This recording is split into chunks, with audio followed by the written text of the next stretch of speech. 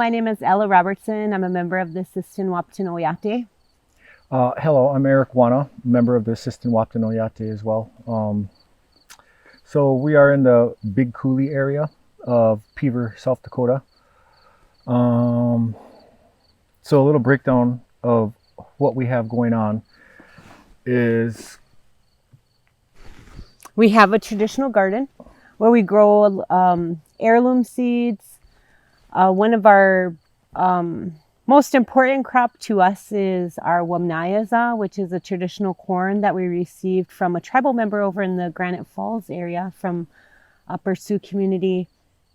And then also we have our high tunnel, which Eric received through a grant from NRCS, the EQUIP program. So it's kind of a combination of the two. And then we added some tree fabric because we're trying to juggle having a garden and working full time. So we don't get to spend all day in the garden where traditionally our people, that's their job, getting food. Gardening from day to day. Yeah. So definitely an emphasis on heirloom, traditional types of foods. For instance, older varieties of tomatoes, if at all possible, traditional varieties of what we have here. For instance, ground plums or ground cherries. Something new we added to our garden this year. Similar to a tomatillo. We have a variety of different squashes we grow. You can see the apple trees behind us here. Through the years, I have been attempting grafting, trying to make an everything tree. You know, taking different clippings of trees I've had or found across the Sistine Wapton Reservation anyways, and hoping to add it to it. So we're trying to have an orchard. Yeah.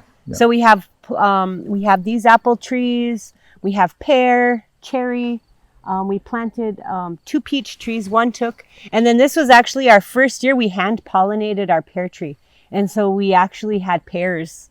And so we were pretty excited about that. We found another pear tree down a couple coulees over. So we gathered some blossoms and we pollinated our tree here, which didn't have a companion tree, and it took.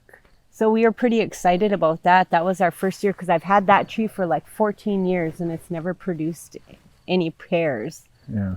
So we do have bees for pollination. Something we've been working on for probably 3 years. Something like that.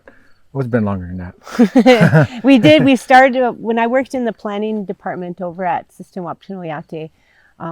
We went out to Wisconsin to get our first start in honeybees for the tribe.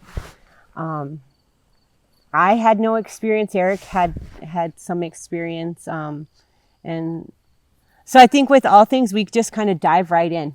If we feel like we're interested in it, we want to do it, then we just dive right in. Yeah, absolutely. For sure. So kind of getting back, or we wanted to talk a little bit about the history of like our people here.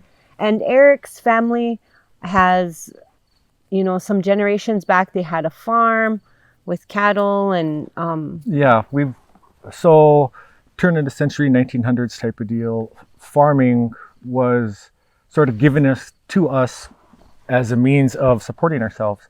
So some families took to it, others didn't. Fortunately, I come from a family that did do well in it. And it was a number of your families. Yeah, it was a number of families. So, I could name a bunch of random families. But anyways, it stayed in our family. And quite a few other families up until the 80s. I would say prior to me would be the last generation where we were actually still into farming and ranching. I'm not sure where the crossover went, where for some odd reason the families just sort of gave up, and I don't know where all that came from or how that came about, but so I'm a generation away from farming now. Slowly over the years with Ella, we've been putting our foot back into it and hoping to get back to that area. And my experience is different. My family didn't retain our original allotment of land. We didn't farm. We did do some gardening, you know, as a child. I remember gardening, but it was a hardship because we didn't have running water, so we would have to haul water. And so I didn't have that. Like Eric did, I didn't have that same experience. So I had a limited amount of experience, you know, gardening growing up. And it wasn't until probably the last, 5 or 7 years where like we became really serious about it. I mean, it wasn't just like we're going to go put some plants in the ground and forget about them and they're all up in weeds and you're like, hey, I got some tomatoes around here somewhere, because that has happened. You know, this time we were really committed to it. And so then we were looking at using straw to keep the weeds from growing, because it is juggling those schedules and trying to be, how can you be committed, but not, where it's taking so much hours and backbreaking work.